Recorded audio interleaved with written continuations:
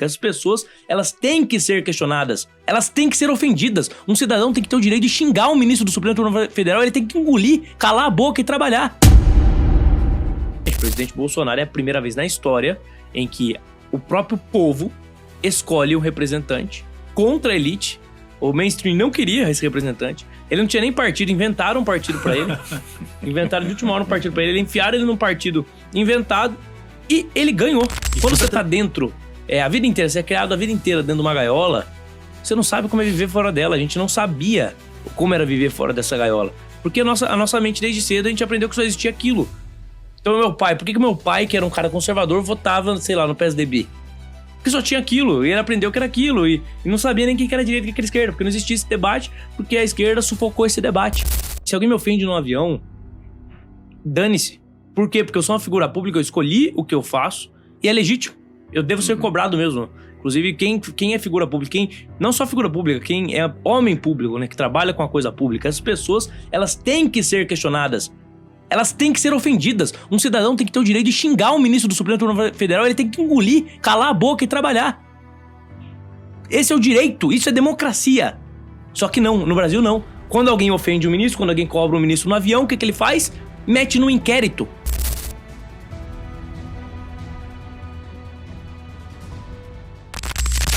Fala, galera! Está no ar mais um episódio do Juntos Somos Mais Fortes. E hoje, programa mais do que especial, né, Marcelão? Muito especial, cara. Polêmico. Pra bater esse papo. Revelador também, né? Que a gente vai mudar muita cabeça aí de algumas pessoas que não estão tão informadas. Então a gente vai dar uma melhorada nessas cabeças aí. Acho que é uma lição pra galera que tá assistindo a gente, pra nós mesmos também. Perfeito. Ter um pouco mais de informação aí, vai ser bacana. E se você não segue o nosso canal, siga a gente lá no Juntos Somos Mais Fortes Podcast, no YouTube. Juntos Somos Mais Fortes oficial, underline. O meu pessoal, Ângelo V Oficial. Marcelo Francelino Oficial. Sem fakes. E quero agradecer também ao Espaço Atlas, né? Que é um maior incentivador nosso. Que se você tem aí um curso, uma imersão, uma palestra e quer levar o seu conhecimento ao maior número de pessoas, aqui é o lugar certo para você levar conhecimento e abrir a mente, fazer com que muitas outras pessoas possam empreender e ter um futuro melhor aí na sua vida. Fechado? Bom, hoje a gente vai receber um cara aqui que eu gosto muito, né? E ele vai responder algumas perguntinhas para nós. Como é ser contra o sistema? Como isso impacta na sociedade? Como é ser o vereador mais votado de São Paulo? 2026 é o ano de tirar a esquerda do poder? Lucas Pavanato é um jovem político brasileiro tratado como um dos maiores nomes da direita brasileira. Mesmo com apenas 27 anos de idade, seu posicionamento forte e sua capacidade de debater, principalmente contra ideais de esquerdas e estudantes, trouxe uma grande visibilidade e fãs do seu trabalho. Além de ter sido o vereador mais votado da cidade de São Paulo, Lucas conta com uma conta no Instagram de mais de 5 milhões de seguidores, onde é muito ativo. E hoje ele vai contar pra gente o que podemos esperar de 2026, um ano tão decisivo, e quais são os seus próximos passos na política e muito mais. Pá. Muito boa noite, meu amigo. Boa Seja noite. muito Boa noite, bem-vindo. Lucas. Boa noite. Prazer, cara. Cara, tô muito feliz de você estar aqui, que a gente já vem aí tentando essa aproximação aí já tem um tempo. Você já veio aqui no nosso estúdio com o Paulo, que também já bateu um papo com a gente. Uhum. Então quero muito te agradecer sua presença aqui, seu tempo, que eu sei que ele é bem apertado. Você tira um pouquinho aí para nós. Eu agradeço a oportunidade de estar com vocês, de poder compartilhar um pouco das ideias, né, que a gente tem defendido e da nossa experiência, do nosso trabalho. E espero poder realmente contribuir com o público e que o público enxergue valor nisso que a gente vai trazer aqui hoje. Então, Maravilha. contem sempre comigo. Tô meio cansado, tava numas agendas aí de pré-campanha e também não posso abandonar também as minhas atividades do mandato. Então, acaba que às vezes a gente tenta dar conta de tudo e fica meio quebrado. Faz Mas parte. nem parece, menino novo, sem Tá Google, zero, tá pô. zero. É. Cara, a gente falando do Instagram, né? Vamos começar pelas redes sociais. A gente vê que a dificuldade que antigamente você tinha que ter 5 segundos na televisão, né? Uhum. E o que você fazia na rua. hoje o Instagram ele te dá uma visibilidade gigantesca. Como isso vem te ajudando para você conseguir trazer mais pessoas para de repente estar no seu projeto com você aí nessa próxima eleição? O Instagram ele é uma ferramenta fundamental, mas não só o Instagram, todas as redes sociais. Você tinha, há não muito tempo atrás, um país onde você tem uma maioria conservadora, quando você conversa com as pessoas mais simples, até a classe média, até pessoas da elite, e você vê que as pessoas elas têm posições e vieses mais conservadores. Você não vai ver esse debate que a esquerda propõe o tempo todo sobre gênero, tentando distorcer os papéis das diferenças sexuais. Você não vai ver isso circulando em meios comuns, em meios populares. Não, as pessoas elas não concordam com isso, e não só não concordam, como não conseguem nem mesmo compreender essas discussões absurdas que a esquerda levanta. São completamente desconectadas da realidade. Mas ao mesmo tempo que você tinha essa maioria conservadora da população, essa mesma maioria conservadora não tinha representação na mídia, não tinha representação no judiciário, não tinha representação na política, não tinha representação nos meios culturais. A maioria era conservadora, mas era uma minoria de esquerda que governava. Aí eu te pergunto, isso é democracia onde? Quando a vontade da maioria ela não é expressa e você não tem nem mesmo a oportunidade que a maioria expresse sua vontade. O que acontece é que, a partir disso, a esquerda ela tinha um discurso pró-liberdade de expressão, entre aspas, dizendo, sempre remetendo ao período do regime militar, onde houve censura. E eu lembro que desde cedo, assim, nas escolas, meus professores de esquerda diziam, não, a gente tem que ser defensor da liberdade de expressão, porque na ditadura eles censuravam, e etc, etc.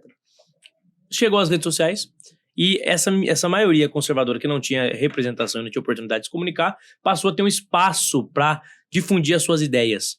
Um espaço muito eficiente, talvez mais eficiente do que os veículos anteriores. Isso, pela primeira vez, trouxe um debate público plural e trouxe um debate público realmente democrático. Então, os conservadores que não tinham aonde acessar conteúdo e nem tinham como expressar as suas opiniões, passaram a ter como expressar. Só que daí, essa mesma esquerda que lá atrás era a favor da liberdade de expressão, era contra a censura, etc., porque eles eram hegemônicos, então eles não tinham concorrência, agora eles são contra. Eles querem censurar, eles querem regulamentar as redes sociais, eles querem impedir que as nossas ideias continuem tendo vazão, exatamente para eles evitarem o debate público que vem acontecendo nas redes sociais. E é fundamental que a gente tenha a dimensão de que essa mudança aconteceu rápida, foi rápida a mudança, mas ela foi profunda, extremamente significativa ao ponto de mudar o cenário político, mudar as estruturas políticas do nosso país. Eu lembro que a primeira vez que eu participei de uma campanha, o papo e o discurso dos políticos tradicionais era que essa seria essa campanha teria menos parlamentares de redes sociais eleitos, porque o voto de rua seria o mais importante, a campanha de rua seria a mais importante. Aí os de rede social foram eleitos de novo. Aí passou para a próxima eleição, o discurso era o mesmo. E aumentou a quantidade de políticos de redes sociais. E os políticos tradicionais reduziram. Então, hoje eu vejo até mesmo os políticos tradicionais entendendo a importância de você ter uma comunicação variada nas redes, de você tentar alcançar um público por meio de uma comunicação própria nas redes sociais. Então, assim, o jogo político, a forma de você fazer campanha, o marketing político, assim como o marketing das mais diversas áreas contra as redes, mudou totalmente.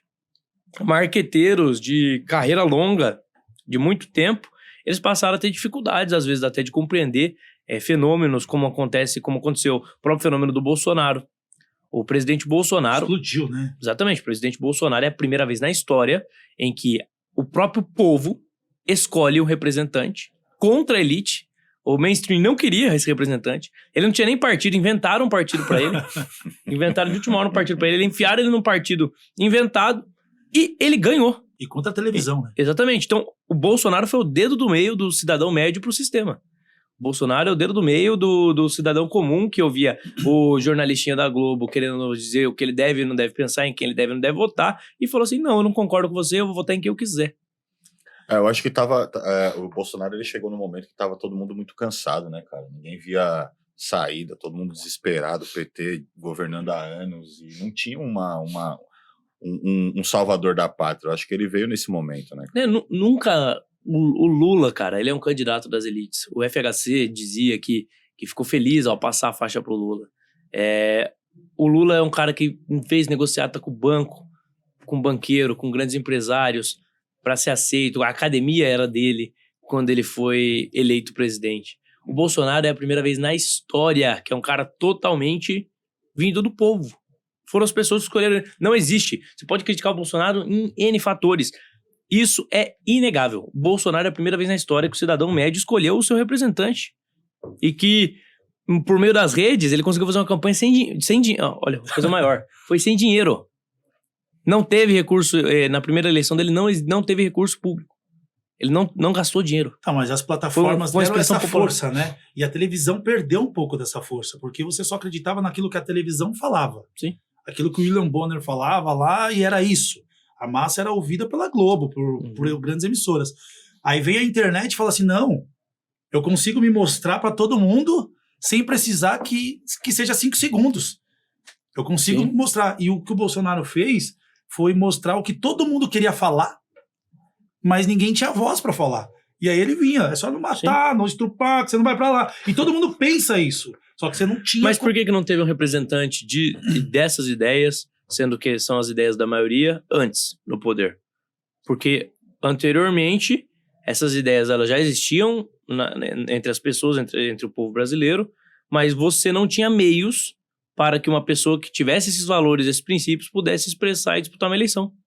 Os meios inexistiam. Então não era uma democracia, era uma ditadura do pensamento, uma ditadura da opinião, onde pessoas conservadoras, extremamente conservadoras, eram obrigadas a votar entre um partido de esquerda e outro de esquerda com maquiagem. Era isso. Você tinha que votar ou no esquerdista mais explícito ou no esquerdista mais disfarçado. E você não tinha outra alternativa. E pior, as suas ideias eram demonizadas pela imprensa, e se você questionasse essa demonização, você era um radical, você não tinha vazão para suas ideias, o jornalista era só o jornalista que se encaixasse na patota. Se você falasse alguma ideia que contrariasse um pouquinho o sistema, o que acontecia? Você já era tratado como radical, olha, defensor da ditadura, tudo era ditadura. Os caras, 1000 anos já que passou, os caras viveram na França muito bem, no período do regime militar, aí voltam pro Brasil, parece que foi algo 10 vezes mais terrível do que realmente foi. Então... E eles usaram muito bem isso nessa narrativa. Isso é culpa também, obviamente, dos erros, né, que os militares cometeram. O próprio Olavo de Carvalho fala muito disso, né, de deixarem que a esquerda ocupasse, né, as universidades, os espaços de pensamento, perseguiam comunistas no meio do mato e deixavam eles tomar conta da mente das nossas crianças, que eram o futuro. E por conta de tudo isso, a gente tem o problema que a gente tem hoje. Só que era algo inevitável. Era inevitável que um conservador chegasse ao poder a partir do momento que você tivesse vazão livre de ideias. Bastava que um conservador tivesse a chance de expor as ideias dele com tempo para que as pessoas soubessem, e ele ganharia. E foi o que aconteceu com o Bolsonaro. Por que o Enéas Carneiro lá atrás, e eu não concordo 100% com todas as ideias dele, quando eu falo em termos de visão econômica, etc., talvez eu tivesse alguma divergência, mas ele era um cara conservador do ponto de vista moral. E por que ele... Todo mundo chamava de louco, né? Exatamente, as pessoas concordavam com as coisas que ele falava. Por que ele não conseguiu vencer? Porque não tinha espaço. Partido minúsculo, tempo de TV quase nulo, ele tinha que falar correndo, atropelado, porque ele não tinha tempo, e por isso ele não conseguiu vencer. Se tivesse rede social, o resultado seria outro. Então eles conseguiram manter a ditadura por muito tempo, só que a rede social foi um fenômeno... que no começo todo mundo falou, não vai dar em nada isso aí, pô, só mais uma... Todo mundo desacreditou. Como toda nova tecnologia, né? Nossa, só mais uma bobagem. Quando eles viram, já era, tinham perdido o controle. Outra coisa, o Olavo de Carvalho, né? A importância que ele teve de trazer literaturas que no Brasil não existiam. Antes das redes sociais e do Olavo, o Olavo trouxe os livros e as redes sociais disseminaram eles, né? Você não tinha discussão. Livro sobre política, conteúdo sobre política era totalmente enviesado para a esquerda. Autores como Roger Scruton, Eric Voegelin, não eram conhecidos no Brasil. Não existia editora que publicasse esses autores. Aí eu te pergunto, que democracia é essa onde até mesmo os livros que você tinha eram somente livros de esquerda? Você não ouvia falar em escola austríaca, você não ouvia falar em escola de Chicago quando você fala de economia. A visão era extremamente social-democrata, neomarxista, comunista, e qualquer outra ideia diferente não existia. Nós estávamos sem perceber, eu tô lendo agora o livro do George Orwell, né, 1984, e nós estávamos em 1984, dentro do livro, e nós não percebíamos isso.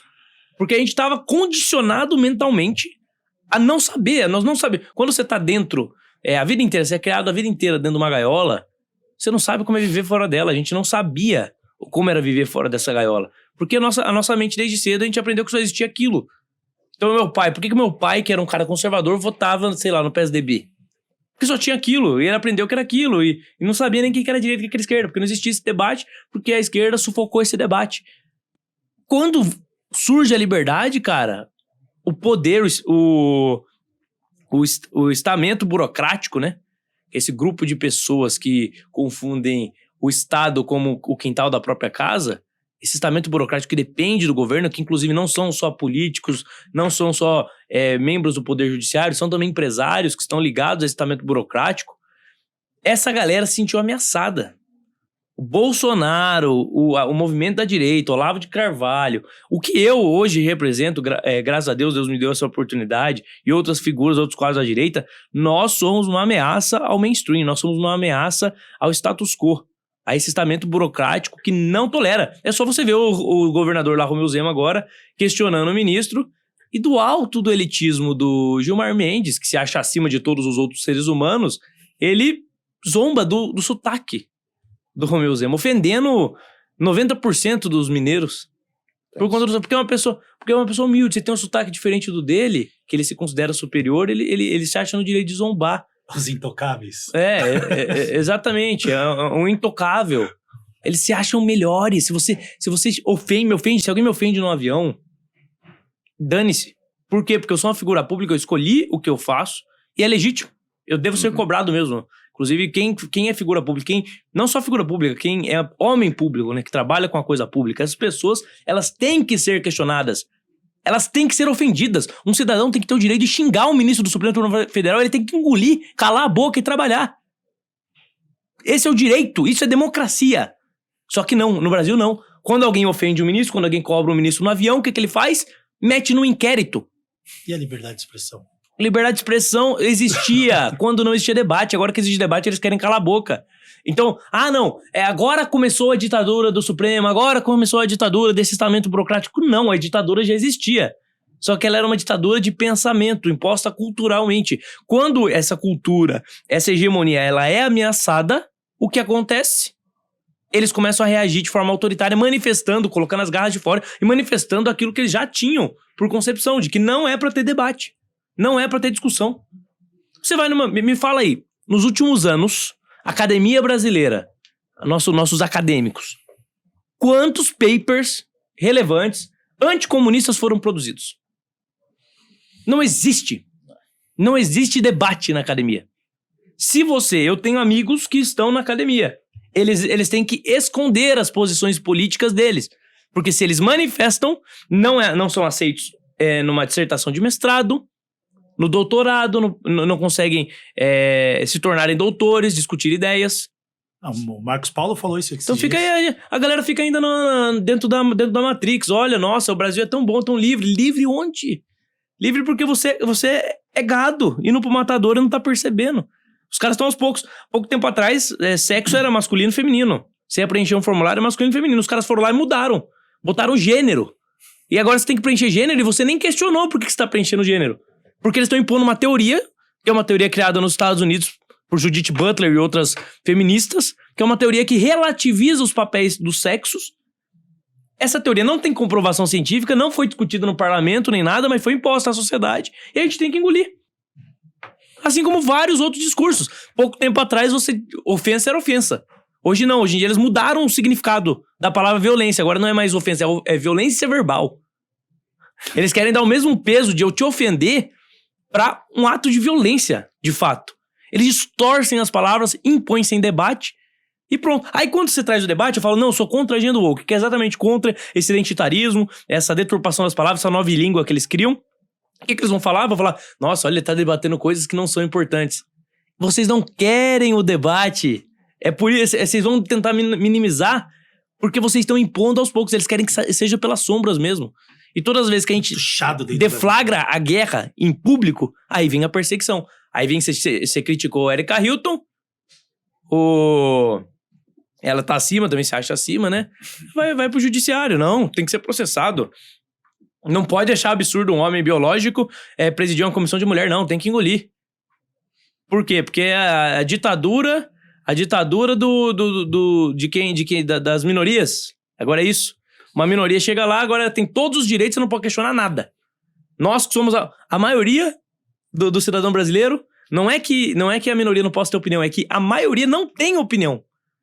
Não tem representação. A única representação que a gente tem até hoje é política, por conta das redes sociais, mas ainda tem muita coisa pra avançar. Isso é muito pequeno, a política é muito pouco. Lucas, deixa eu te perguntar uma coisa. Cara, você é um cara com um vasto conhecimento em política, com opinião forte. E eu tenho uma curiosidade, cara. Você colocou inúmeras situações em relação ao Bolsonaro e tudo, mas eu queria saber um pouco mais de você, do Lucas Pavanato. Antes de você entrar na política, você já tinha essa intimidade com a rede social? Essa é uma pergunta, tá? E a segunda, o que te fez entrar nesse mundo? Entendeu? O que te motivou a entrar na política?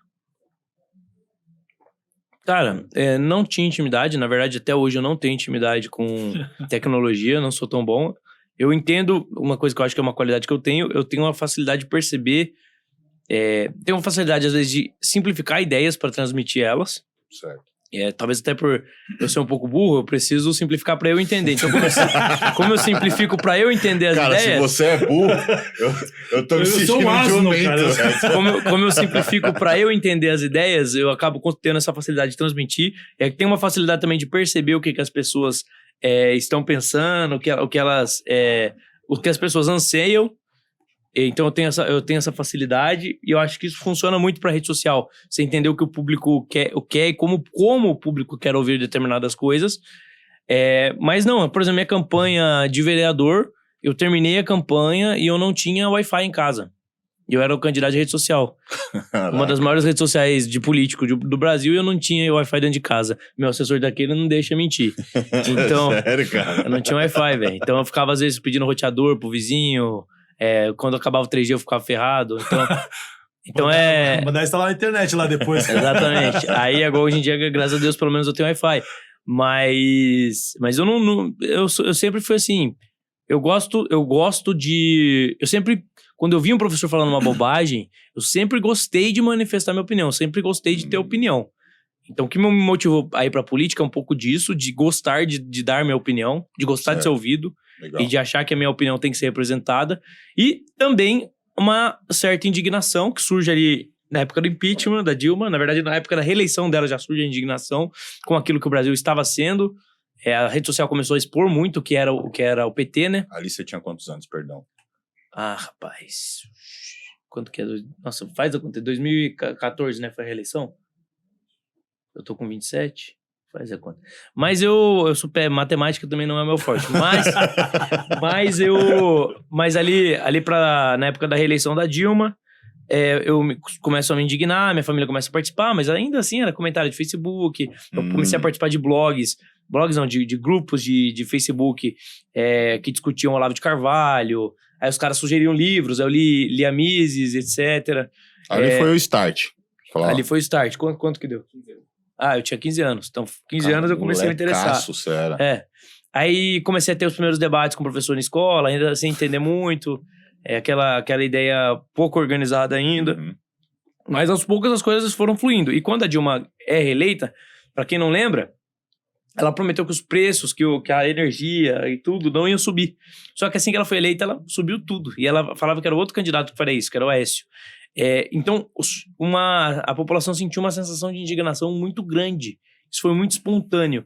E eu também, eu já não gostava, fiquei com mais raiva ainda.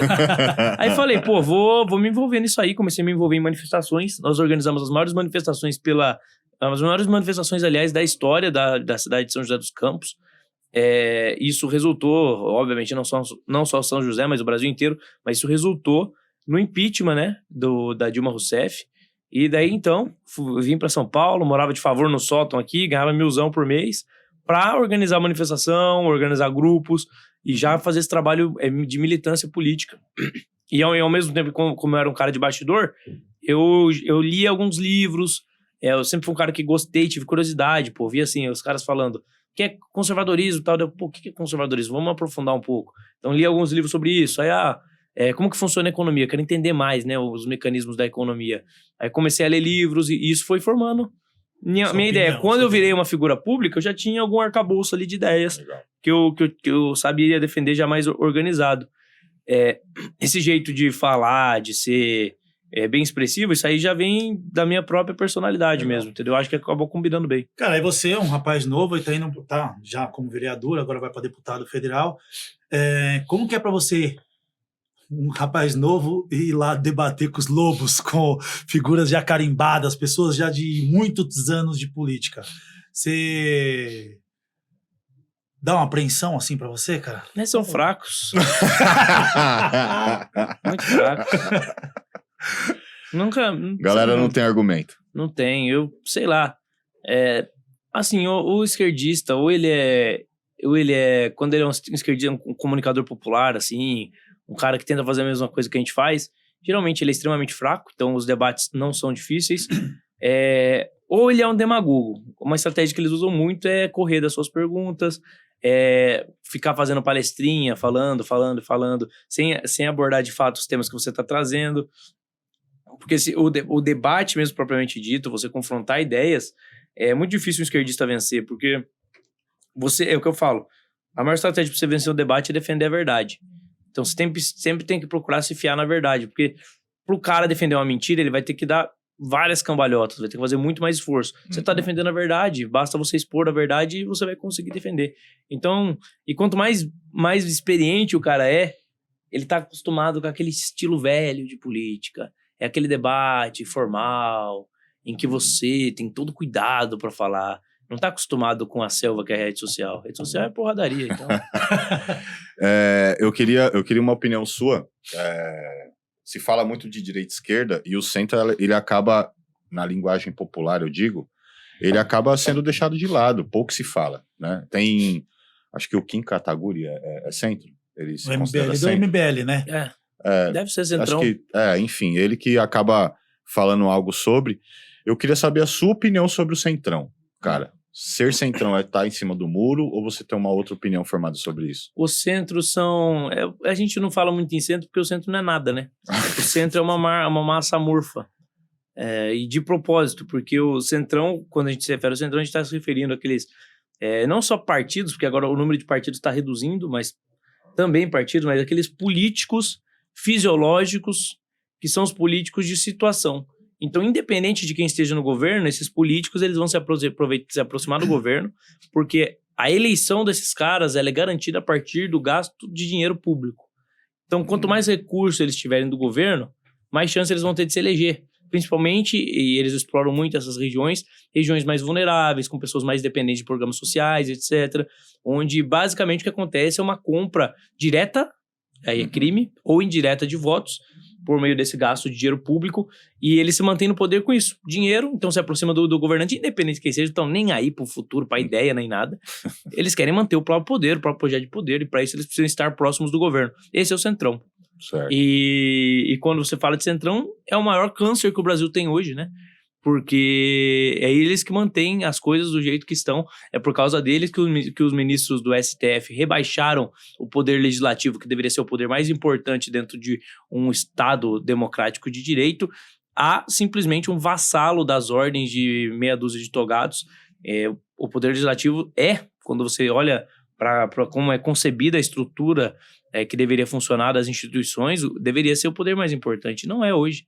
Porque o Centrão é covarde e vendeu o Brasil por medo de exatamente perder o acesso a esses recursos, pelo medo de responder processos judiciais, eles acabaram permitindo que o poder legislativo fosse sequestrado. Então hoje quem legisla não é o parlamentar, quem legisla é o Supremo Tribunal Federal.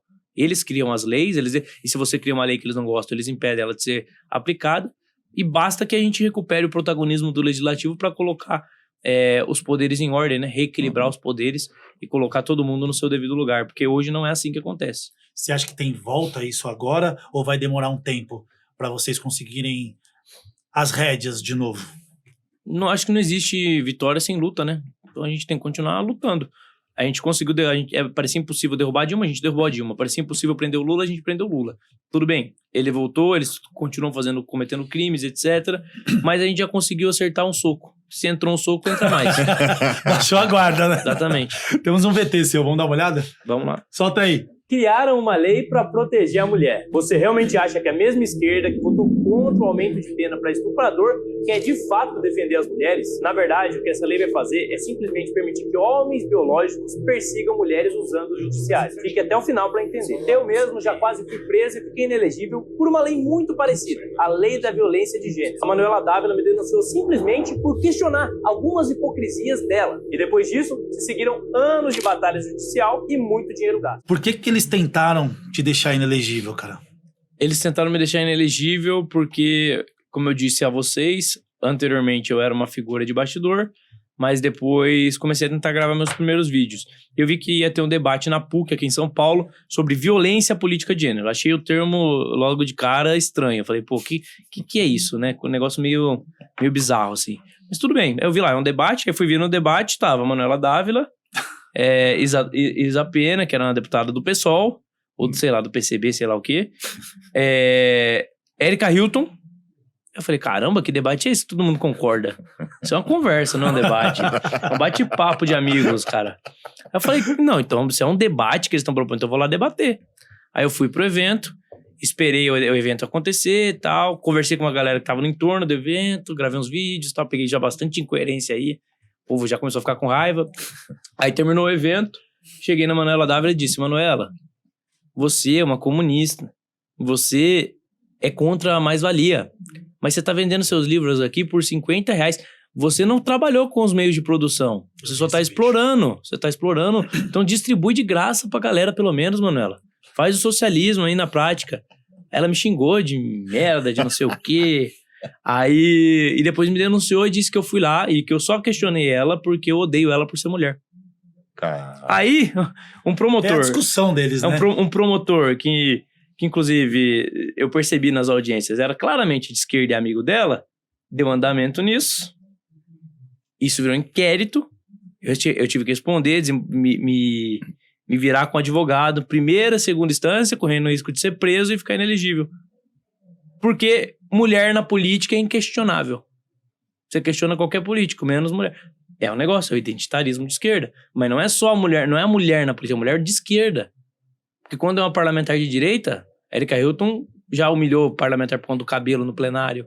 Eu vi isso aí. O que aconteceu? Ela chama a mulher mulher de cadela. Não dá nada. Não dá nada, irmão. E é um homem biológico. Quem, né? É um homem. É um absurdo. Depende do homem que fala. Se é um homem de direita, não pode. Se é um homem de esquerda, pode. Então é isso. Então é isso que eles querem. Aí querem fazer a gente acreditar que esse PL de misoginia vai ser um negócio... Primeiro assim, dane-se se tem alguém falando besteira. Já existe lei pra dano moral, existe lei pra você poder processar no cível e ser responsabilizado caso a pessoa te difame. Já existe. Agora, não pode... uma categoria da sociedade não pode se sentir ofendida. Uma categoria da sociedade não pode ser criticada. Não pode ter piada com uma categoria da sociedade. Se lascar, rapaz. Eu tenho que ter o direito de falar o que eu quiser. O que eu quiser. E se você se ofendeu, você vai no cível lá e se tenta reivindicar os seus direitos. Agora, transformar em crime isso? Aí o cara espanca uma mulher e fica solto. Mas se ele falar uma coisa, principalmente uma mulher de esquerda, ele se lasca. É cadeia. Então, é uma distorção, é vago de propósito. Eles fazem o conceito da lei da misoginia sem definir os termos de forma precisa, de propósito. Por quê? Da mesma forma que a lei da violência de gênero, que eles usaram para me perseguir. Depois, eles usam os movimentos de esquerda, a militância que está no poder judiciário, infelizmente, e eles começam a judicializar. E daí, quem vai definir o que é e o que não é crime é o judiciário. São os juízes militantes. É a promotoria militante. E eles vão perseguir só a direitista. E como é aberto, é interpretativo e... É óbvio, é de propósito, cara. Eles já sabem que eles são maioria no judiciário. Eles jogam a bola lá e os juízes cortam. Cortam e começam a perseguir pessoas. Em vez de prender bandido, que bandido no Brasil não é preso. No Brasil, o padrão é: seja um criminoso, seja um político safado. Por quê? Porque se você for um político honesto, você vai ser perseguido pela sua opinião. Eles não se preocupam com o corrupto mais. O corrupto, você já viu qual foi o último grande corrupto aí que você viu sendo preso? Não tem. Não tem, não existe, cara. Foram Os que todos tiveram soltos. foram soltos, né? Todos soltos. Agora, qual foi o último político que você viu sendo preso por crime de opinião? Tem vários. Pô, tem alguns aí. Tem vários. Você lembra de Daniel Silveira? Tá até hoje, Acho né? que o Daniel... Violaram totalmente a prerrogativa de um parlamentar. E daí, na época, o Congresso ficou com medo, né? De se posicionar. Aí, ó, mais uma vez, o Centrão. Cara, deixa eu te perguntar uma coisa. Essa questão dos debates, principalmente, a gente vem numa leva grande do pessoal da nova geração da política, trazendo o tempo todo o máximo de informação possível pelas redes sociais, cara. E você é um cara ativaço em debate, cara, colar na USP, debater com o pessoal, colocar suas ideias. E eu vejo que em alguns momentos a parada acaba passando um pouco da conta, a galera perde a linha, às vezes você tem que ser um pouco mais... Alguns não, todos, mano. Você tem que ser mais enérgico. Você não acha que, às vezes, essa abordagem um pouco mais forte acaba afastando uma galera um pouco mais velha, um pouco mais tranquila, aquela galera que não tem, de fato, o lado definido? Uhum. Você não acha que, de repente, essa agressividade de ambos os lados, tá? Eu tô dizendo, afasta a galera da política e fala, mano, essa galera aí é teatro, é um querendo bater no outro, não quero nem saber, ninguém quer saber de nada, ninguém vai cuidar do Brasil de fato. Você não acha que isso aí afasta um pouco a galera? Acho que não, porque nos meus vídeos, por exemplo, sempre eu mostro como eles são agressivos. Você nunca, muito raramente você vai me ver perder a cabeça, etc. Geralmente eu só mostro, eu vou lá debater e eu mostro, olha, eu fui debater, fui conversar e eles me agrediram. Então eu acho que eu até furo a bolha e trago essas pessoas mais pra mim. Não à toa a votação que eu tive aqui na capital, acho que tem muito a ver com isso, de quebrar a bolha, furar a bolha e não ficar preso só no mesmo nicho, entendeu? Entendi. Então acho que é mais isso. Essas ferramentas são exatamente ferramentas pra você furar a bolha e atrair um público diferente. Agora, se eu fosse o cara que tivesse indo causar... literalmente, não só para propor um debate, fui lá para fazer alguma coisa diferente, tudo bem, mas não é o caso. Eu deixo sempre isso claro no vídeo. E aí, aproveitando esse gancho que você disse, o que eu vejo na parte da esquerda? Você vê que eles geralmente seguem a mesma linha. Eles sempre a mesma ideia, sempre o mesmo jeito de abordar, as mesmas respostas, a mesma agressividade. E, por exemplo, você disse agora, eu trago para o debate para, de fato, trazer informação para o público. Só que tem uma galera da direita que vai quase na mesma linha, mas vai para o embate, rasgar cartaz, arrumar treta. Você não acha que essa união, essa linha de raciocínio da direita, ela teria que ser pegar um pouco do exemplo da esquerda? A gente não estaria mais forte? No qual sentido? Eu não entendi. De ter... ser mais unida à direita, ter um pouco mais a mesma linha de raciocínio, a mesma linha de abordagem, de repente, para o público. Tá dizendo que, de repente, a esquerda, elas são muito unidos. Mas isso é mentira, não são. Isso é só uma falácia. Mas é o que mostra. Não é, também é que a gente não tá vendo as tretas dele, a gente não acompanha. Teve um comício do pessoal, definição de candidatura, que eu acho que o grupo do pessoal aqui em São Paulo é dividido entre o grupo da Sâmia e o do Boulos. Eu acho que é isso. Esses dois grupos saíram na mão. Nada. Pesquisa. Saiu na mão. Tem a aula eu converso aqui com o vereador do PT da cidade de São Paulo. Tem gente do PT que eles falam pra mim que eles odeiam. Odeiam. Então, sim.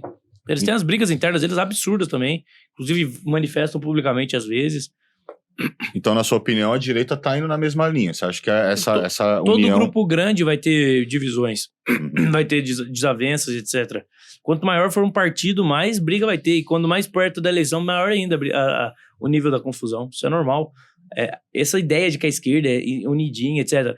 O que existe talvez, e aí é um problema, na verdade, não é uma qualidade da esquerda, união em termos de ideias.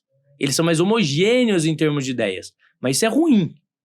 Isso mostra, e tem um estudo nos Estados Unidos que avalia exatamente os democratas e os republicanos, e mostra que os republicanos têm muito mais pluralidade de ideias, assim como no Brasil a direita tem mais pluralidade de ideias, no sentido de que tem várias correntes de pensamento, tipo um libertário, um conservador, pessoas que pensam muito diferentes e estão dentro da mesma esfera. A esquerda não, a esquerda é todo mundo. E por quê? Porque eles são coletivistas. Na esquerda não existe o protagonismo do indivíduo, não existe, olha, você tem independência para pensar, não, se você falou um negócio, você vai ser cancelado, você tem que pensar, seguir a cartilha, eles são autoritários. Isso reflete o autoritarismo, a burrice, porque a hegemonia, para mim, de pensamento reflete burrice, você só vai desenvolver boas ideias se confrontar essas ideias, então, do que é a esquerda. Isso dá uma vantagem competitiva em termos eleitorais para eles? Talvez dê, mas eu prefiro que seja desse jeito mesmo, porque pelo menos a gente preserva uma identidade e o valor do que é o indivíduo, né? As pessoas têm o direito de pensar e divergir. Entendi. Falando de eleições presidenciais, eu vi aí que tem o Flávio Bolsonaro, que está muito bem nas pesquisas, e o Zema agora vindo aí também no segundo turno, quase no empate ali com o Lula. O Zema vai ser vice. É essa pergunta que eu ia te fazer.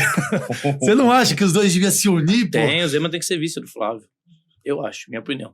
Porque, cara, dos dois maiores cartórios eleitorais do Brasil estão ali, Zema e Flávio Bolsonaro. Em São Paulo, no caso, tem aqui em São Paulo. Aí tem o Rio de Janeiro. Pô, você não acha que se eles se juntassem aí... Eu acho que o Zema, no momento, me parece o melhor vice. Mas aí não sou eu que tomo essa decisão. Quem vai tomar é o Flávio. Ela não foi decidida ainda. A gente não precisa antecipar nossos passos, né? Você sabe quem vai ser, com certeza, o vice do Lula? Será que vai ser o Alckmin mesmo? Não. Você sabe quem vai ser o candidato deles para todos os governos certinho? Você não sabe ainda. Por que a gente tem que ficar se apressando? Não precisa. Tem que ter calma. O Flávio vai decidir isso. Eu tenho certeza que vai fazer a melhor escolha. O Flávio já orientou também, inclusive, que a direita tem que parar com essas brigas. Infelizmente, algumas pessoas da direita não respeitam as palavras do Flávio.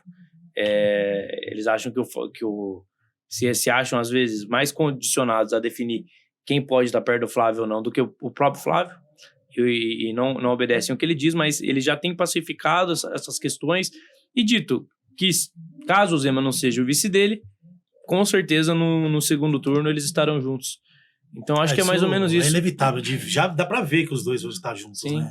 Não, de repente, vice-presidente. Aquele vídeo dos dois tomando café lá, o Zema convidando o Flávio, é muito bom.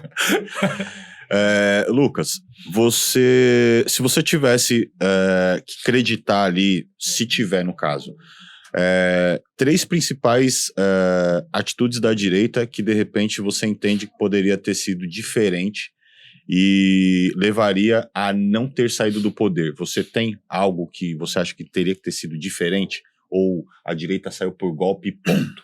Vou me basear... Na sua opinião. Me basear no que eu já ouvi até do próprio Jair, assim, do que ele reflete e do que eu analiso, né?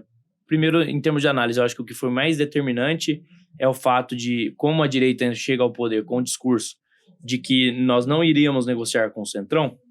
O Centrão é aquela massa amorfa que eu disse para vocês que quer sempre estar perto do poder. Nós não concordamos que a política deva ser feita assim, mas eles são a maioria. O eleitor colocou eles lá. Então, a matéria-prima que você tem para trabalhar é isso. Entendi. E o Bolsonaro, por coerência, ele entra e ele não faz esses acordos, que, na minha opinião, deveriam ter sido feitos no começo do mandato. Porque quando o Bolsonaro ganha, ele chega com a força da mídia e quem precisava dele eram esses políticos fisiológicos. Então, eu não estou falando que ele precisava colocar pessoas em ministérios que não tivessem qualificação, mas poderia eleger esses partidos, essas lideranças e falar, tragam as pessoas de qualificação da sua indicação e vocês vão compor e vão governar comigo. Ele deve ter feito isso em alguma medida, mas não foi tão amplo. E daí, quando o governo foi enfraquecido pelos ataques da mídia, etc., e todo mundo perseguindo o Jair, ele precisa fazer essas negociações, só que daí o centro já tinha mais força para poder negociar, entendeu? Então, acho que esse foi um dos principais, né, erros, que é fácil também ser engenheiro de obra pronta e julgar. Então, eu não estava lá, eu não participei de tudo isso. Então, para mim é fácil, né? Eu tenho certeza que o Jair teve os melhores motivos possíveis. Sim. Mas, além disso, uma coisa que aí eu ouvi ele mesmo falando é de talvez falar um pouco menos, deixar alguns assuntos mais técnicos para ministros e se expor menos, né? Aquele negócio dele ir ao cercadinho, conversar com jornalistas, etc., ali só servia para prejudicar o governo, porque os jornalistas iam sempre mal intencionados, ninguém estava bem intencionado. E talvez se eu fosse falar uma terceira coisa, o que seria? Acho que talvez na eleição presidencial, na eleição mesmo em si, ter construído mais palanques eleitorais, que nem o Flávio está fazendo agora, Uhum. até mesmo, às vezes, com pessoas que não são tão nossas, que a gente não tem tanta simpatia. Eleição dentro de uma democracia é composição, então talvez São relevantes. compor um pouco mais. Uhum. Mas, assim, é o que eu tô dizendo, não estou querendo ser eu sou inteligentão, eu sei de tudo. Não, Não, pô, opinião. tô fazendo vejo- uma eu- avaliação Eu sincera. vejo que assim. o Flávio ele vem com uma comunicação, uma oratória diferente agora, né? Sim. Ele tá mais Mas é o que ele é. ele tá mais pacifista, assim, né? E só que me preocupa uma questão que é das pessoas que se aliaram ao Bolsonaro e depois traíram o Bolsonaro, certo? Colocar Joyce nomes Hasselman, irrelevantes, Frota. Alexandre Frota, entre outros. Teve até aquele cara que trabalhava no Pânico lá, o Marinho, como que é? Esqueci o nome dele. Que agora tá com o Flávio. O Moro agora tá com o Flávio. Você não acha que isso é uma carona aí, ou... Lógico que é. Lógico que é. Mas a direita precisa ganhar a eleição, né? Sim. É uma carona que obrigatoriamente você tem Exatamente. que dar, né? Igual o Trump nos Estados Unidos, o vice-presidente era o maior crítico dele dentro do Partido Republicano. O maior. Chamava ele de genocida, de não sei o que, ditador, etc. Fascista. E agora foi o vice do Trump. O Trump fez as composições que precisava fazer para vencer a eleição e venceu. Agora, a gente não tem alternativa a não vencer a eleição. Então, a galera critica o Flávio, mas eu acho que ele está fazendo, seguindo a estratégia que ele enxerga que é a estratégia que é necessária para vencer. Se a gente não vencer a eleição, o próximo presidente vai indicar 3 ou 4 ministros do Sim. Supremo. Tem noção disso? Acabou. Aí acabou.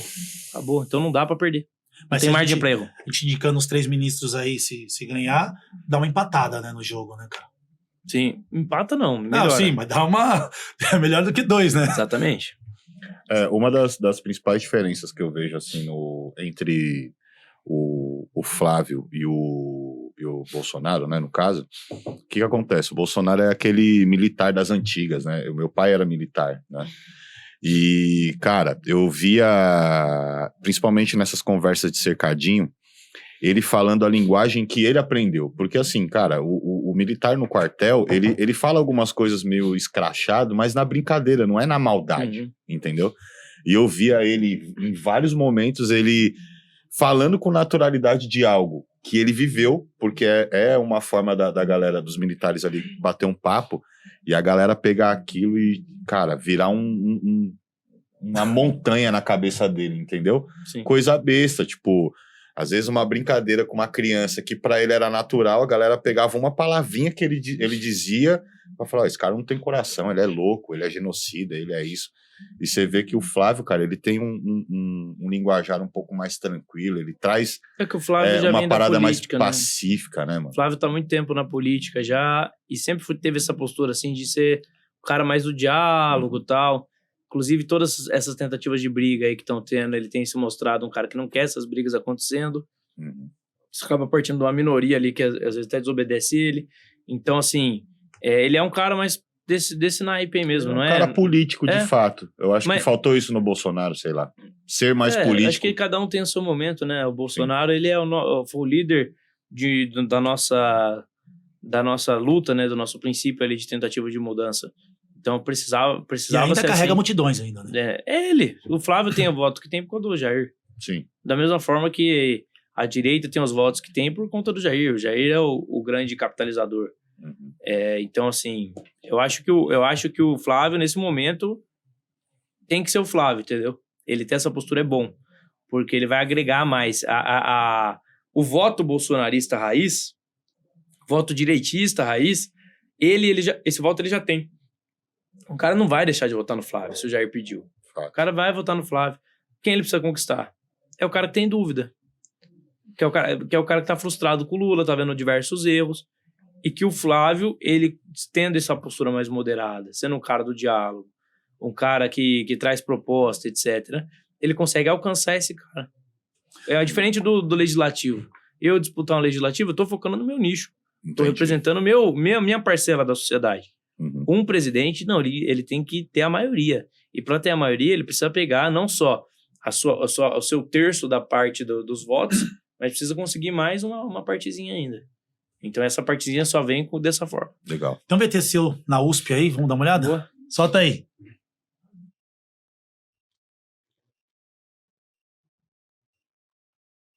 boicetas estão com um pedaço de madeira ali, ó, pra agredir, ó. Escrito diálogo. Vamos lá. Eu vim aqui debater, tô de boa no meu canto, não tô nem na frente do campus dele, olha lá. Ó, eles estão bravos porque eles disseram que eu não poderia vir na USP. E eu estou aqui de novo.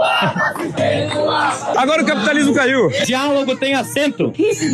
Não sabe escrever, né? E a gente paga a sua faculdade. Qual o argumento? Esse? Esse é o argumento? Aborto é assassinato, e aí? Por que não é? Esse cara é muito feio. Por que aborto não é? Você é uma broca, filho. Tô duro.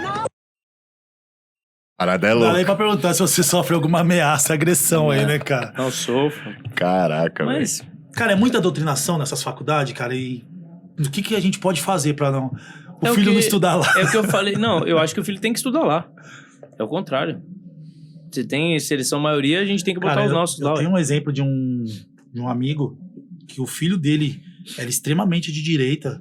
Ele foi pra faculdade, cara, ele virou um cara, mas assim, extremamente de esquerda. Mas aí, Mente fraca, claro, mas foi doutrinado, cara. aí tem duas questões. A primeira questão é, talvez, o cara às vezes ele é muito de direita, mas o argumento dele é superficial. Ele não tem a profundidade devida. Então, você tem que mandar o seu filho para ocupar esse espaço. Mas ele tem que ir preparado, ele tem que ter alguma profundidade. Ele não pode chegar só nos jargões e achar que não vai ser trucidado dentro do ambiente desse onde eles são a maioria.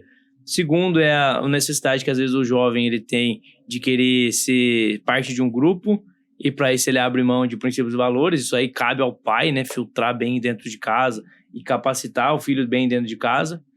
E por último, eu acho que também tem a questão de o cara que tem um pouco a ver com a última, mas não é exatamente isso, que é assim, é as menininhas da faculdade, é o rolê da faculdade, que o cara, se ele não tiver uma opinião, ele não vai participar disso, ele vai estar excluído disso. Aí o cara acaba cedendo nesses pontos. Mas, cara, eu acho que se a gente entregar pra eles desse jeito, não vou mandar meu filho pra uma federal, então acabou. A gente vai ficar pagando pra eles lá usar o nosso dinheiro. Mas você acha que... Eu sempre tive muito mais prazer dentro da escola e da universidade em as pessoas me odiarem do que elas gostarem de mim. Eu lá quero amizade com menina tonta de franjinha, fala um monte de bosta. Quero amizade com esse povo aí não, cara. Eu fui lá pra São José dos Campos, fizeram uma manifestação lá contra mim, um videozinho. Pavanato não me representa. Todos esquisitos. O Pavanato não me representa. Graças a Deus, cara. Eu não represento vocês mesmo. Se eu representasse vocês, podia me internar no CAPS, cara. Podia me colocar lá, velho. Porque eu não quero esse tipo de público, não. A não ser que você mude a sua cabeça. Porque, cara, é uma galera muito estranha. Se você estiver de acordo com essa galera aí, que passa pano pra criminoso, que acha que tiazinha que escreveu de batom na estátua tem que estar presa, gente que não sabe a diferença entre homem e mulher, gente que não entende um mínimo de economia, que acredita no Lula, cara. Os caras acham que o Lula é honesto. Cara, você querer ser representado, você querer ser bem aceito, bem quisto por essa galera? Pelo amor de Deus, cara. Pelo amor de Deus. Você pega os grandes revolucionários do passado, né, cara? De esquerda, assim, os caras devem revirar no túmulo quando eles vêm. Quando eles vêm, os caras na manifestação, um molequinho, misógino, misógino. Mano, imagina um Stalin olhando pra um porcaria desse, falando, meu Deus do céu, o que aconteceu, velho? O que tanto mudou, né? Que merda a gente fez, velho, olha isso. Mas você tá o tempo todo nessas faculdades. Cara, é a maioria? Você não consegue enxergar que dentro das faculdades federais não existe essa galera... Eles são a minoria. Cara, eles são a minoria. São a minoria, só Entendi. que eles são a minoria organizada e barulhenta. Entendi. Dentro de alguns departamentos, que especificamente... muito escutar isso de você. Especificamente os departamentos que não são ciência exata, né? Humanas. Entendi. Que é onde eles conseguem distorcer a realidade. Em sociologia, você tem, obviamente, método, você vai atrás, você estuda, mas tem muita coisa que é subjetiva. E aí é o campo fértil para eles disseminarem as ideias deles. Entendi. Eu acho que é nisso que eles se fiam. Quer ver uma área aí que é dominada pela esquerda? Psicologia. Psicologia não é uma ciência exata. Tem um campo de subjetividade imenso. E aí não estou dizendo que a psicologia não seja importante, tá? Tá. Tem que frisar, porque nem isso o povo entende, são bem limitadinhos mesmo. Tudo tem que explicar, né, Tudo cara? tem que explicar, que eles são bem limitados. Então, assim, a psicologia ela é um campo que tem essa margem muito ampla e há muito tempo existe uma militância muito forte dentro da psicologia de esquerda, que você vê psicólogo, o cara deveria tratar da sanidade das pessoas, etc., das emoções das pessoas, e o cara vai lá e começa, eu sou psicólogo e clinic. Aí, beleza, aí você tem que achar isso normal. E o pior, quando você vai ter essas discussões, por exemplo, de gênero, um exemplo que prova que existe uma hegemonia, uma militância dentro da psicologia. Se uma pessoa propõe que para a solução do problema e dos traumas emocionais de uma transexual, uma pessoa que tem disforia de gênero, essa pessoa tem que fazer o procedimento de se mutilar, tomar hormônio, etc., mesmo sem recomendação médica, ela tem que se mutilar. E ela vai ficar melhor de acordo com isso. Se esse psicólogo defende isso, ele vai ser aplaudido. Beleza, é o padrão. Inclusive é isso que eles fazem. Agora, se um psicólogo ousa dizer não, tudo bem, você tá com um problema emocional, você não se aceita, sei lá, como mulher ou como homem, mas eu acho que a melhor forma pra você é a gente tentar de alguma forma conformar você aquilo que você é biologicamente. Ou arrumar alguma forma intermediária de te confortar. Se alguém propõe a discussão, caçam o registro dessa pessoa. Não existe... Você tem um problema que não existe consenso sobre como resolvê-lo, que é um problema que realmente aflige muitas pessoas, e somente uma linha de pesquisa e discussão é aceita. Isso é ciência? Ciência que não pode ser falseada? A falseabilidade é o pressuposto da ciência. Então, não existe o debate. Eu vi recentemente um vídeo de uma psicóloga cristã, que ela tem sido perseguida, ofendida, etc., por ser cristã. Você não pode ser um psicólogo cristão, mas você pode ser um psicólogo marxista e psicólogo clínico. E tá de boa. Então, assim, eles aparelham essas áreas, eles distorcem a realidade, não tem preocupação nenhuma com a linguagem, precisão do que as palavras significam. E é uma luta realmente difícil que a gente tem que travar, né? Cara, falando um pouco agora que a gente tem que continuar, né, aqui, rapidinho.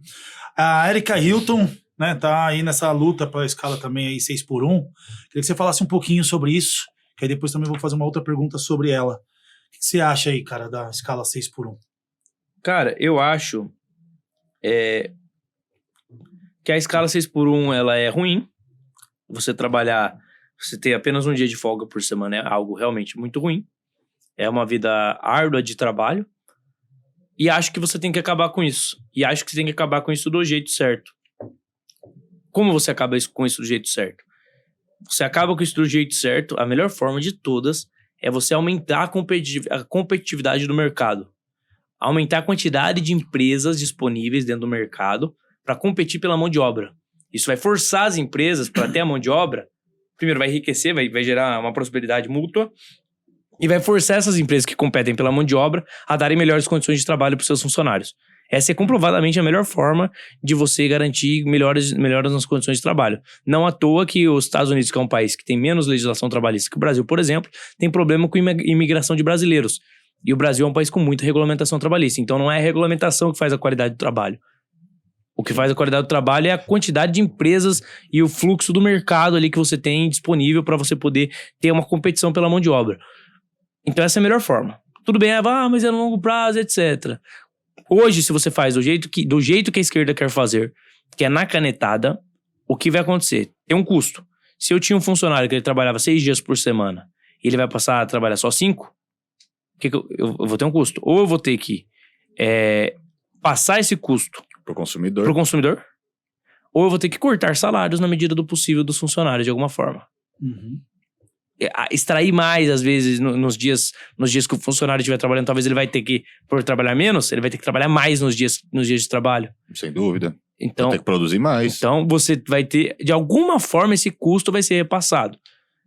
Outra coisa, às vezes o cara vai preferir demitir o funcionário e usar menos funcionários para fazer determinadas funções. Aí você não precisa acreditar em mim. Tem estudos já que comprovam que isso, que apontam que isso vai acontecer. E estudos em países que já fizeram isso, como por exemplo Portugal, que reduziu a escala de trabalho na canetada e teve mais desemprego, aumento de custos, de preços, etc. E todos esses problemas que eu relatei aqui para você. Esses estudos existem. Portugal aconteceu. Agora eu te pergunto, Portugal aconteceu isso mesmo sendo um país que tem uma produtividade maior que o Brasil. Então, um país que já tem uma produtividade maior, teoricamente poderia arcar melhor com uma lei dessa, ele não conseguiu arcar. Prejudicou. Então, o trabalhador que trabalhava demais, agora ele nem tem emprego. E é isso que eles propõem. E daí eles vestem uma coisa nossa, que bonito. Aí o Nicolas Ferreira, eu tava conversando com ele lá em Brasília, a ideia dele é a seguinte: tudo bem, vocês querem acabar na canetada, vamos acabar na canetada então. Mas quem vai arcar com o custo que o empresário teria, para não ser repassado pro consumidor nem pro trabalhador dele não ficar desempregado, vai ser o governo. Não. Aí eles não querem. Como, né? Aí a Erika Hilton tá falando que é bolsa empresário. Porque ela odeia empresário, né? Nunca produziu, nunca pagou um boleto. Nunca pagou um boleto. Aí tá lá ganhando dinheiro público, não sabe o que é a realidade de uma empresa, é fácil odiar empresário, né? Inclusive as doações dela que eles recebem por meio de ONGs, etc, é tudo de empresário. Por que esses ela não reclama? Os bilionários Soros que financiam eles, desses eles não reclamam. Então, assim, é uma distorção da realidade. Se eles realmente quisessem acabar com a escala 6x1, eles seriam defensores de um mercado mais livre, de mais empresas, mais competitividade. Eles não são. E mais ainda, agora existe uma solução, que é você colocar o governo para arcar com os custos disso. Detalhe, para mim eu acho ótimo, porque é uma devolução de imposto. A gente paga imposto demais e a gente agora vai fazer, não, então devolve um pouco aí. Vocês estão pegando muito imposto.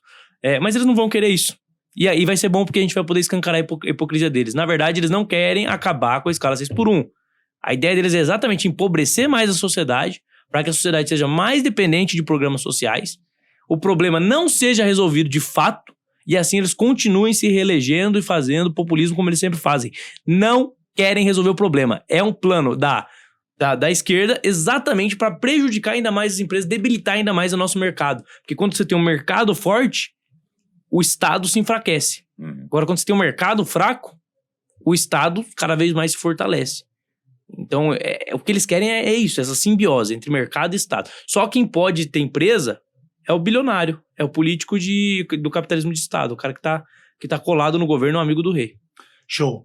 E a última pergunta da Érica é sobre a questão do posicionamento dela da questão trans, de poder usar banheiros femininos ou não, né? Qual que é a sua ideia, a sua luta aí com isso daí, cara? Não, a minha questão é muito simples. Você tem agora no estado do Rio de Janeiro, na cidade do Rio de Janeiro, agora você tem na cidade do Rio de Janeiro e tem na cidade de São Paulo, vagões específicos dentro de metrôs só para mulheres. Quem defende, alguns dos maiores defensores disso, dessa divisão para proteger as mulheres, a integridade física das mulheres, são os militantes de esquerda.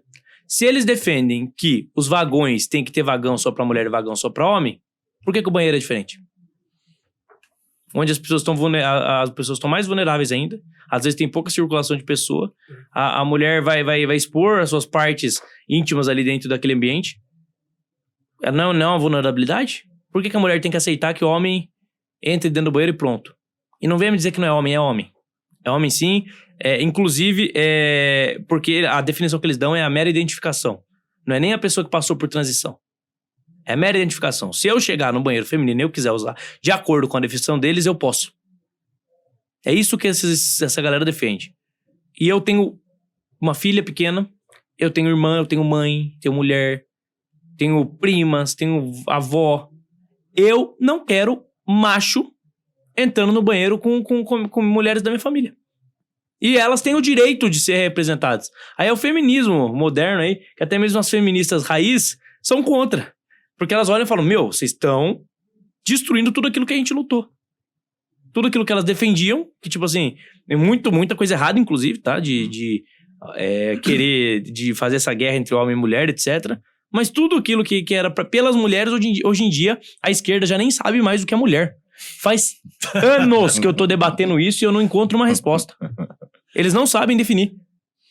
É assim, não, mulher é o que se identifica. Ou seja, mulher é qualquer coisa. E se mulher é qualquer coisa, mulher não é nada. Quando você cria uma palavra, você tá definindo. Se eu falo, copo é o quê? Eu vou dar as características de um copo. Eu sei exatamente o que é um copo. Se eu falo, não, copo é qualquer coisa, então isso aqui é um copo, isso aqui é um copo, isso aqui é um copo, tudo é copo.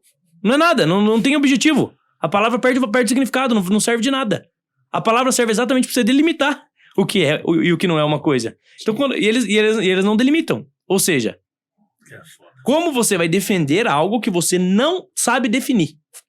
Você defende a mulher, mas o que é mulher? É vago. É vago. É completamente vago. Por quê? Porque tem, mais uma vez, a minoria organizada, barulhenta e militante sendo protagonista. E não só protagonista, autoritária com quem pensa diferente. E posso dizer, eu enxergo muito nisso aí também, estratégias ali de desestabilização social, o que vem a nível global, muita influência de país estrangeiro também no nosso país. Isso pra mim é um fato, assim, você vê de onde vem essas ideologias, nenhuma surge aqui no Brasil. Eu tô de fora. Então, o esquerdista que fala que é contra o imperialismo é o mais colonizado que existe. Eles são completamente colonizados por ideias estrangeiras e não sabem a própria história. Marcelo, tem uma última pergunta, Marcelo? Tenho. Tem uma pergunta assim, cara, você é um cara estudioso, você vê que tudo que você fala é com muita profundidade, e eu fiz uma pergunta pro Paulo, quando ele veio aqui, eu queria fazer para você. O que a esquerda prega hoje, eu acho que ela vem se renovando para denegrir a direita e para conseguir mais votos. É o que você falou, é organizar. Não, os pobres vêm comigo, cuidado, a minoria vem foi comigo. Racista agora, hein? Você falou denegrir. Verdade. Não quero ser preso. Vamos lá. Porém, existe a ideologia de direita e a ideologia de esquerda, os pontos que cada um defende. Existe algo na ideologia de esquerda, não atual, a ideologia de esquerda, que você concorda? É que não tem uma ideologia de esquerda, tem ideologias. Você vai ter o marxismo, aí do marxismo você vai derivar o neomarxismo, aí no neomarxismo você vai ter os caras que vão falar assim, olha, a gente não tá dando certo esse negócio da revolução, né, depois da União Soviética, etc. Os caras falaram, não deu certo, vamos criar uma alternativa aqui, a social-democracia. Então, o marxismo adaptado a um contexto democrático, uma tentativa de impor o socialismo aos poucos. Então você tem vários tipos de esquerda. Você tem a esquerda identitária, que é mais moderna, que é a esquerda woke, que é aquilo que eu mais tenho em embate atualmente, que é a esquerda que eles transportaram aquela luta de classes entre proletário e patrão para uma luta entre minorias e maiorias. E a minoria não é nem um conceito numérico, né? Porque, por exemplo, o negro é considerado minoria, só que no Brasil eles são maioria. Então, como que eles são minoria? Mas tudo bem. Essa divisão da sociedade foi transportada para isso, para essas questões de homem, mulher, branco e negro, hétero e gay, e tudo isso, todas essas divisões eles criaram. Então, tem vários tipos de esquerda. Que ideia que é propriamente da essência marxista e eu concorde? Sinceramente, não enxergo. Nenhuma. O Paulo falou a mesma coisa. Cara, o que a gente pode esperar de você aí nessa busca aí pela sua candidatura? A gente tá a última pergunta. E o que você espera entrando? O que você espera? Muita luta, muito trabalho? O que o povo pode esperar de você, cara? Cara, eu não vou fazer nada em termos de princípios muito diferente do que eu já fiz até hoje, né? Então, o eleitor que me colocou na Câmara Municipal de São Paulo, ele pode olhar, eu sou um dos vereadores que mais protocola projetos, inclusive tirando honraria, tirando medalha, título, etc. Se tirar isso, eu sou um dos vereadores que mais protocola projetos. Tento protocolar projetos para resolver problemas, muitos deles práticos da cidade. Problema de enchente, você vai ter projeto meu discutindo isso. Problema no sistema de saúde, você vai ter projeto meu tratando disso. Educação, você vai ter projeto meu tratando desses temas. Sou também um dos vereadores que mais relata projetos. Sou membro hoje da CCJ, que é a comissão mais importante aqui da Câmara Municipal de São Paulo. Aliás, de todas as câmaras, ela é a mais importante, porque ela que discute todos os projetos. Tenho feito trabalho de fiscalização, que você não vai ver, pelo menos aqui na cidade de São Paulo, outro vereador fazendo do mesmo jeito que eu faço. Então, assim, quando tive que enfrentar, não sou da base do prefeito, quando tive que enfrentar a prefeitura para defender, por exemplo, motoristas entregadores e motoristas de aplicativo, eu defendi os motoristas de aplicativo e enfrentei a prefeitura. Estive ao lado do trabalhador. Então, eu tenho certeza que quem acompanha de fato o meu trabalho está satisfeito. Eu só quero mais ferramentas para poder fazer um trabalho maior e continuar isso e levar isso a proporções maiores. Até porque muitos dos temas que eu discuto são temas nacionais.